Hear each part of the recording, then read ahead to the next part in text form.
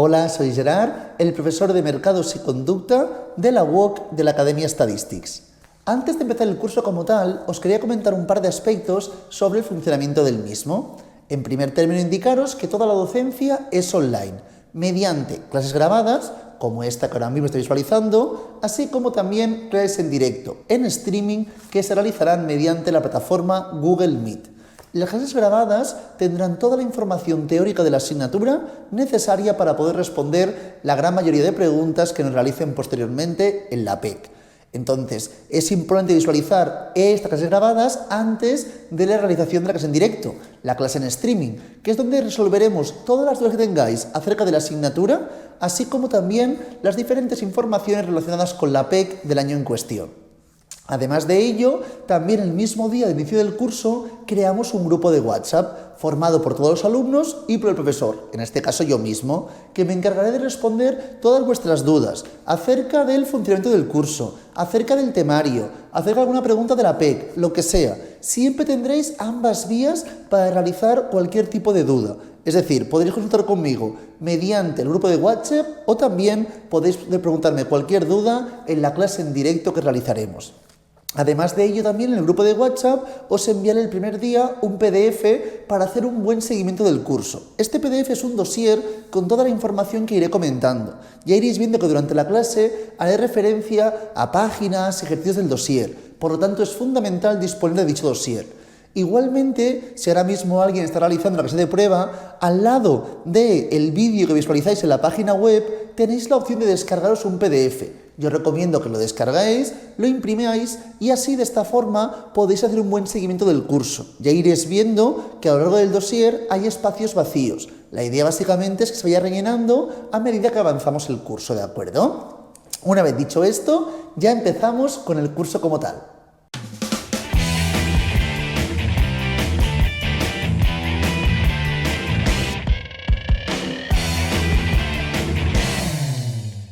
Indicaos en primer término que esta PEC será principalmente teórica. Miraremos todos los distintos conceptos, iremos mirando uno a uno y haremos muy poca parte práctica. Luego, evidentemente, nos pueden plantear ejercicios conceptuales teóricos a partir de la información que iremos indicando en estas siguientes páginas, ¿de acuerdo?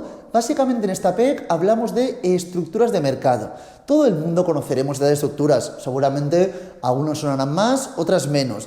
Pero todo el mundo sabe que estamos hablando cuando hablamos de un monopolio, un oligopolio, ¿verdad? Un mercado en competencia perfecta. Iremos mirando estas características propias de cada una de estas estructuras de mercado. Pero antes de nada, antes de adentrarnos en cada una de las diferentes estructuras de mercado, vamos a hablar en términos genéricos de las características propias para poder diferenciar bien si hablamos de un tipo de estructura de mercado u otro, ¿de acuerdo? Para ello, por favor, vayamos a la página 2 del dossier. Parte superior, ¿de acuerdo? Y nos indican que la estructura de mercado es la descripción del comportamiento de los compradores y de los vendedores en una industria. Según cómo actúen y cómo se comporten estos vendedores y compradores, hablaremos de un tipo de estructura u otra. Por ejemplo, si hablamos de un monopolio, ¿qué ocurre? Que hay un solo vendedor, ¿verdad? Entonces, evidentemente, su comportamiento será condicionado por ser el único vendedor. Y esto iremos viéndolo poco a poco en los diferentes tipos de estructuras de mercado. Pero me dice el comportamiento tanto de compradores como vendedores en la industria. Entonces, hay que definir qué es la industria. Una industria básicamente es el conjunto de todas las empresas que producen bienes y o servicios, depende de lo que estemos trabajando, con bienes o servicios homogéneos o cercanos entre ellos, o similares, ¿de acuerdo? Es decir, conjunto de empresas que producen bienes y o servicios que sean homogéneos o similares entre ellos. La producción de la industria es la suma de la producción individual de cada una de las empresas que participan en el mercado, ¿de acuerdo? Entonces, básicamente, esta es la información correspondiente a industria. Lo que comentaba, que en este primer tema, básicamente, lo que estudiaremos son las características para luego poder definir si hablamos de un tipo de estructura u otro. Para ello, me dice, los supuestos que nos van a permitir determinar entre un modelo u otro son 4, básicamente, ¿de acuerdo? En primer término, homogeneidad o heterogeneidad del producto con el que vamos a vender o el servicio que vamos a ofrecer, ¿de acuerdo? Entonces, importante, la capacidad de diferenciación de un producto que permite la comercialización de una forma restrictiva. Es decir, cuanto más homogéneo sea un producto, más empresas serán capaces de producirlo, ¿de acuerdo? Entonces, si hablamos de un producto homogéneo, por ejemplo, un lápiz, todo el mundo o muchas empresas pueden llegar a producir este lápiz. Luego ya veremos cómo es factible que todas estas empresas se encuentren en el mercado. Pero en primer término, cuanto más homogéneo sea un producto, más empresas serán capaces de producirlo, ¿de acuerdo? En segundo término, el número de consumidores y productores, ¿de acuerdo? Entonces, el número de agentes, tanto por la parte de oferta como por la parte de demanda. En la oferta son los vendedores, en la demanda tendríamos a los compradores, ¿de acuerdo? Evidentemente, dicho número determina la estructura de mercado también. Como os comentaba anteriormente, si trabajamos solamente con un vendedor, ¿de acuerdo?, con un agente en la parte de oferta, ¿qué ocurrirá? Que en ese caso estaríamos trabajando con una estructura de mercado correspondiente a un monopolio, ¿de acuerdo? En este caso, dentro del número de consumidores y productores, la relación entre el número de consumidores y productores y su capacidad de influir en el mercado es inversa. Es decir, cuantos más compradores haya, menos poder influir en el mercado, menos capacidad de influencia tienen. Si tenemos menos compradores, más van a influir. Pero generalmente nos centraremos siempre, o prácticamente siempre, en la vertiente de los vendedores. Entonces, si hablo de vendedores, si hay muchos vendedores, evidentemente la capacidad de influir será mínima. Cuantos menos vendedores tengamos, más influencia tendrá en el mercado. Evidentemente, si trabajamos en un mercado de competencia perfecta, con muchos vendedores, ahí cada vendedor tiene bastante poca influencia. Es más, hablamos de precio aceptantes, ¿verdad? Aceptan un precio que viene determinado por el mercado. En cambio, en monopolio, donde tendremos solamente una única empresa, un único vendedor, ¿qué ocurrirá? Que en ese caso serán precio determinante esta empresa. La empresa elegirá el precio al cual decide vender el producto, ofrecer el servicio que estemos planteando, ¿de acuerdo? Seguidamente, el grado de información sobre el mercado, la información de cada uno de los agentes respecto a los otros, es decir, la información que tienen los vendedores de los compradores y los compradores de los vendedores, y también los vendedores respecto a los otros vendedores y los compradores respecto a los otros compradores. Permite llegar de una manera más eficiente a la cantidad y producción de equilibrio. Cuanto más clara sea la información, más sencillo será determinar de forma eficiente la cantidad y la producción de equilibrio. Y por último, la posibilidad o imposibilidad de entrar y de salir en la industria. Veremos que hay mercados que es factible que diferentes empresas salgan y entren en la industria, y habrá otras donde habrá ciertas barreras, donde habrá ciertas dificultades para poder entrar. Por ejemplo, podemos plantearnos como en algunos monopolios o oligopolios es difícil entrar en el mercado porque hay unas barreras predeterminadas que nos obligarán a entrar. Estas barreras veremos que hay diferentes tipos, pero si pensamos, por favor, en algún otro ejercicio que ya hemos hecho, podemos pensar que cuando los costes fijos son muy elevados, ¿qué ocurría? Por ejemplo, si tenemos costes fijos muy elevados, seguramente es una barrera. Es un tipo de barrera porque si hay costes fijos muy elevados, pocas empresas tendrán disponibilidad de tanto poder económico como para poder entrar en ese mercado. Entonces veremos que hay distintas barreras para poder impedir, y eso básicamente ocurrirá en los mercados de competencia imperfecta. ¿De acuerdo? En los mercados de competencia perfecta generalmente habrá libre entrada y salida de empresas. Entonces, estos son los 4 puntos que nos permiten determinar entre un tipo de modelo u otro. La homogeneidad o, en su defecto, heterogeneidad del producto que estamos trabajando, ¿de acuerdo? Cuanto más homogéneo, más facilidad para producir diferentes empresas el mismo producto o ofrecer el mismo servicio. El número de consumidores y productores, eso evidentemente es fundamental, sobre todo nos centraremos en el número de productores, ¿de acuerdo? El grado de información sobre el mercado, el conocimiento de cada uno de los agentes del mercado del respectivo agente, y la posibilidad o imposibilidad de poder entrar y salir del mercado. Una vez tenemos esto, nos dice, de manera general, la estructura del mercado, adicionalmente también tenemos que plantearnos 4 aspectos adicionales, ¿de acuerdo? Estos 4 aspectos adicionales que tenemos que tener en cuenta están muy relacionados con la información que ya hemos comentado actualmente. Pero ahora miraremos estos 4 aspectos adicionales de forma un poco más específica de lo que hemos ido comentando en la parte anterior. En la parte anterior era en genérico los 4 determinantes de un modelo u otro y ahora estudiaremos de forma más específica 4 elementos básicos en la determinación de un tipo u otro de estructura. Importantes serán aspectos que ya hemos ido comentando anteriormente en la parte superior de la página 2. Vayamos a mirar estos 4 aspectos, ¿de acuerdo? Fundamentales también en la determinación de la estructura de mercado, pero repito, están relacionados con la parte anterior. En primer punto, ya lo he comentado, pero el número de empresas presentes. Antes, en términos genéricos, hablaba del número de consumidores y productores, ahora hablamos estrictamente del número de empresas presentes. Y aquí diferenciaremos 2 tipos, básicamente, ¿de acuerdo? Tendremos mercado de competencia perfecta y mercado de competencia imperfecta. Cuando hablemos de mercados de competencia perfecta, básicamente, estamos hablando donde las empresas sean precio aceptantes. Las empresas tienen un precio determinado por el mercado y lo que determinan básicamente es la cantidad que pueden llegar a vender a dicho precio, ¿de acuerdo? Y en este tipo de mercados, en competencia perfecta, pueden entrar y salir las empresas sin ningún tipo de barreras, ¿de acuerdo? Entonces no hay barreras a la libre competencia. Esto ocurre en los mercados de competencia perfecta. Y luego tenemos los mercados de competencia imperfecta, donde a diferencia del caso anterior, tendremos que en este caso las empresas son precio determinantes o imperfectamente competitivas. ¿Qué quiere decir que sean imperfectamente competitivas? Pues que el precio dependerá de la cantidad de bienes y o servicios que se venden finalmente, ¿de acuerdo?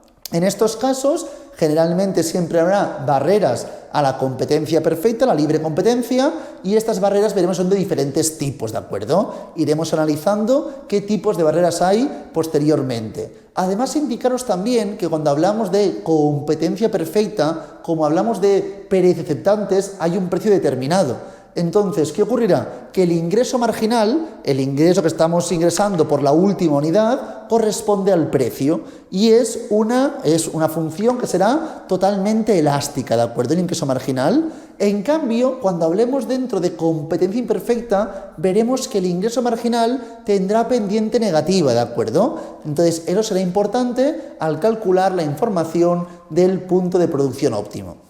A partir de aquí, indicaros también que muchas veces tendemos a pensar, vale, muchas empresas, competencia perfecta, pocas empresas, pues competencia imperfecta.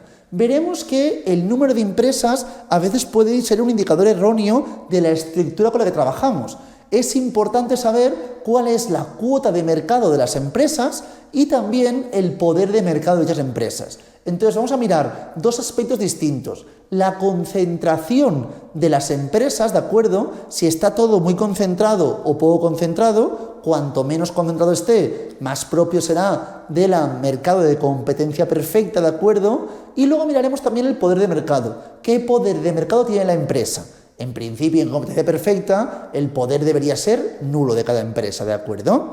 Para ello vamos a mirar los índices de concentración, donde estudiaremos la concentración del mercado en una o pocas empresas, y luego miraremos la información que corresponde al poder de mercado. Si estudiamos los índices de concentración, estudiaremos 2. El primero lo tenemos en la página 2. Los índices de concentración lo que estudian es la distribución de las cuotas de mercado de cada empresa en la industria. Si el valor que obtenemos es cercano a 1, nos dice que el mercado está muy concentrado.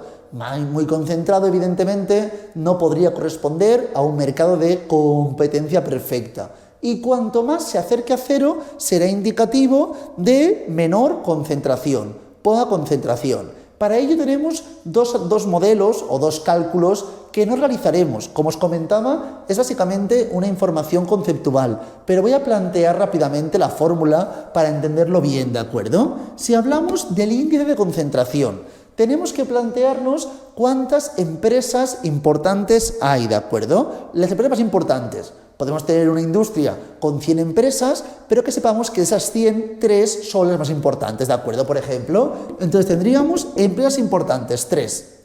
Y luego tenemos la cuota de mercado de cada una de ellas. Si, por ejemplo, la empresa 1 tiene el 30%, se puede plantear como 0,3, ¿de acuerdo? Generalmente. Entonces, 0,3 sería la cuota de mercado de la empresa 1. Si tenemos que la empresa 2 corresponde a 0,4, tendríamos 0,4 y la 3, 0,2. Por lo tanto, para plantear el índice de concentración, sumaremos la cuota de mercado de cada una de las empresas importantes. Aquí haríamos 0,3 más 0,4 más 0,2. Si sumamos todo esto, y no me equivoco, es 0,9. ¿Qué quiere decir? Que el 90% del mercado está concentrado en estas 3 empresas. Por lo tanto, estas 3 empresas, en este caso, estaría bastante concentrado en estas 3 empresas. Luego tenemos otro indicador que vemos ya en la página siguiente, que es el indicador o el índice de Hirschman-Herfindahl, ¿de acuerdo? Este índice nos indica lo mismo, la concentración, pero su cálculo es distinto. Aquí no tenemos en cuenta únicamente a las empresas más importantes, no. Tenemos en cuenta a todas las empresas del mercado, a todas las empresas de la industria que estemos trabajando, ¿de acuerdo? Y lo que hacemos es elevar la cuota de mercado al cuadrado. Si disponemos, por ejemplo, de n empresas, la industria está formada por n empresas, plantearíamos la cuota de mercado al cuadrado de la empresa 1 más la cuota de mercado al cuadrado de la empresa 2 y así progresivamente hasta la empresa n, ¿de acuerdo? Así es como plantearíamos el índice de Hirschman-Herfindahl. La idea es la misma. Si es cercano a 0, hay poca concentración. Cercano a 1, elevada concentración, ¿de acuerdo? Una vez tenemos esto, que estudiamos la concentración, tenemos el índice de Lerner. Índice de Lerner no me indica la concentración, me indica el poder de la empresa en el mercado, ¿de acuerdo? ¿Qué poder tiene la empresa en el mercado? Hemos indicado que en la competencia perfecta las empresas serán preceptantes. Por lo tanto, el poder en el mercado será nulo o prácticamente nulo. En cambio, en monopolio determinarán, y solo hay una empresa. Por lo tanto, ahí tendremos un poder estricto de la empresa.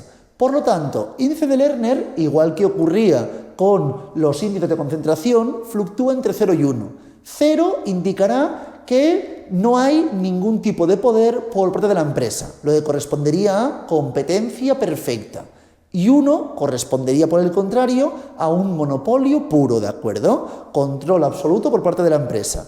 Aparte de eso, que es uno de los 3 puntos o 3 guiones que tenemos en la información de índice de Lerner, que fluctúa de 0 a 1, 0 como competencia perfecta y 1 monopolio puro, tenemos 2 puntos más. Primer punto, mide la proporción en la cual el precio está por encima del coste marginal. Si os fijáis, tenemos precio menos la función de coste derivada, que esto correspondía al coste marginal. Esto de aquí es el coste marginal, ¿verdad? Que es la derivada de la función de costes. Por lo tanto, sabemos que cuando el precio sea mucho más elevado al coste marginal, evidentemente, seguramente será sintomático de tener más beneficios de lo normal. Y esto evidentemente ocurrirá cuando tengamos suficiente poder de mercado. Así, por lo tanto, mirando la proporción de la diferencia entre precio y coste marginal, se puede plantear índice de Lerner. Y también depende de la elasticidad de la demanda. Segundo punto, ¿de acuerdo?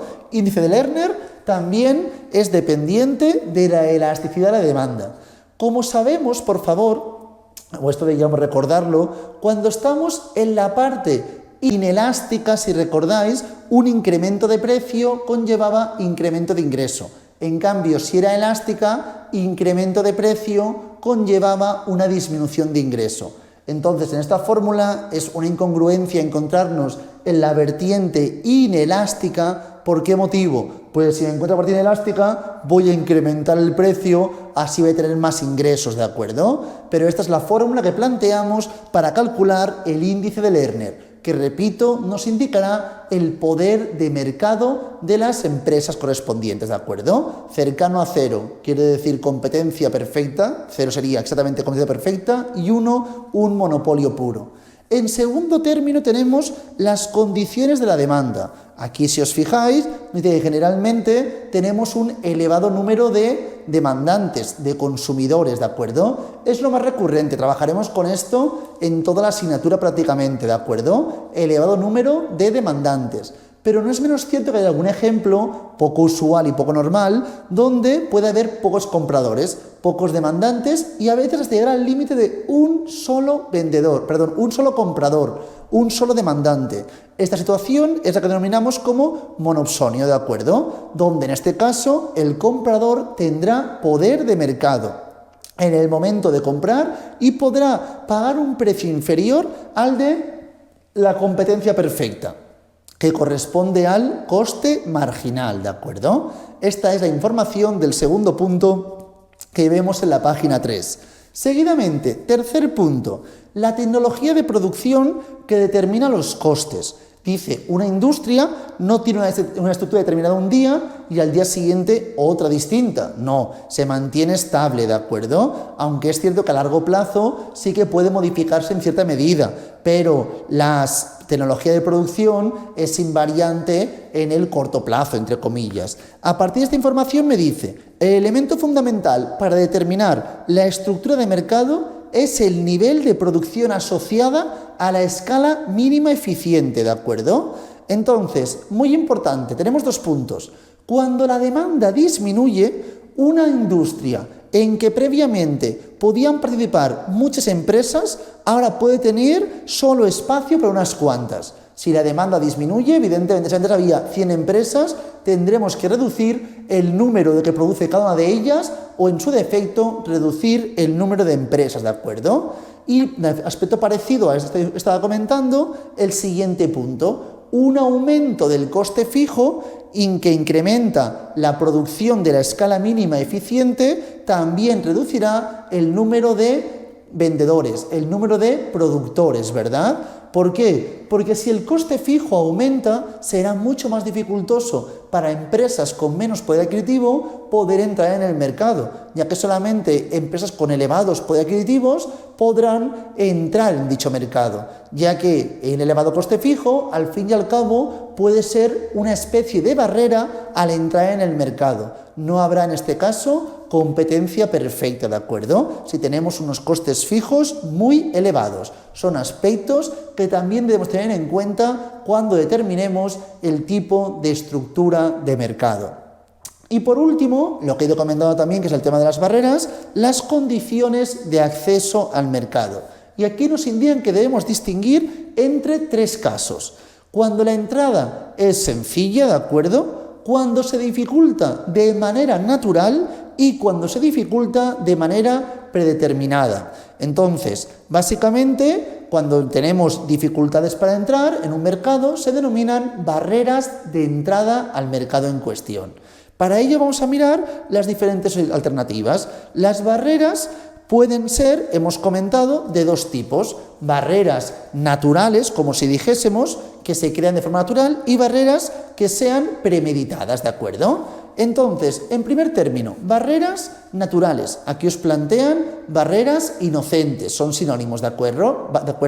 Barrera natural o barrera inocente. Se establece, repiten, de manera natural o que no dependen de decisiones de empresas. En primer término, diferenciación de productos. Entonces, estas son características que hacen que para los consumidores cierto producto sea distinto a otro. Y eso puede provocar que cada empresa sea monopolista de su propio producto. Por ejemplo, si pensamos en bolsos. Claro, muchos bolsos evidentemente tienen la misma utilidad, pero a los ojos de los consumidores hay algunos bolsos que valen 5 euros y otros que valen 5.000 euros. ¿Debido a qué? Debido a la calidad, el formato, el diseño, lo que sea. Y esto puede repercutir en que cada empresa sea monopolista de su propio producto, ¿de acuerdo? Y esto puede provocar, evidentemente, barreras naturales en la entrada en dicho mercado. Luego, ventajas absolutas de costes. Los costes de producción son inferiores a los empresas rivales Imaginaos que por el motivo que sea, yo dispongo de más facilidad para conseguir dicho factor productivo y ello repercute en que yo tenga unos costes menores en la producción de dicho bien. Evidentemente, eso repercutirá en un beneficio de mi persona y una barrera hacia otras empresas para poder entrar en el mercado, ¿de acuerdo? Y luego, por último, las economías de escala. El coste medio de producción es decreciente, es decir, cuando aumentar la producción reduce el coste unitario. Esto generalmente es cuando tengamos, lo que decía antes, unos elevados costes fijos. Si estamos trabajando con costes fijos muy elevados, seguramente el coste medio de producción será decreciente, ¿de acuerdo? ¿Y qué ocurre? Que el que haya unos elevados costes fijos está repercutiendo negativamente en la posibilidad de que entren empresas de nuevas en el mercado, ya que solamente empresas con un elevado capital económico podrán tener la capacidad de entrar en el mercado, ya que habrá unos costes fijos muy elevados. Estas son las características básicas de las barreras inocentes o barreras naturales. Y luego tenemos las barreras estratégicas, barreras que sí que están determinadas y están premeditadas para poder plantear dificultades en la entrada de otras empresas en el mercado. Aquí tenemos básicamente las barreras que se establecen premeditadamente y de manera estratégica para poder evitar la entrada de competidores potenciales. Luego esto iremos viendo también dentro de la información correspondiente a monopolio, otras características correspondientes. Una vez visto esto, nos adentraremos ya en las distintas estructuras de mercado. Tenemos en la página 4, si os fijáis, el monopolio, ¿de acuerdo? En la página página 9 miraremos el oligopolio. Si os fijáis, los dos tipos de mercado que haremos más énfasis serán el monopolio y la competencia perfecta. También trabajaremos un poco la competencia monopolística, pero básicamente competencia perfecta y monopolio serán los dos que miraremos más. Competencia perfecta tenéis en la página 10 y en la página 12 tenemos competencia monopolística y por último en la 14 los mercados disputables, mercados contestables, ¿de acuerdo? Entonces, con esta información acabamos por hoy. Hoy hemos visto solamente las características básicas para diferenciar las distintas estructuras de mercado y en la siguiente casilla nos adentraremos en la información que hace referencia al monopolio. Como siempre digo, cualquier duda, consulta, por favor, se puede realizar siempre en la clase en directo, ahí podéis consultar todas vuestras dudas o si preferís también en el grupo de WhatsApp. Lo dejamos por aquí hoy y mucha suerte.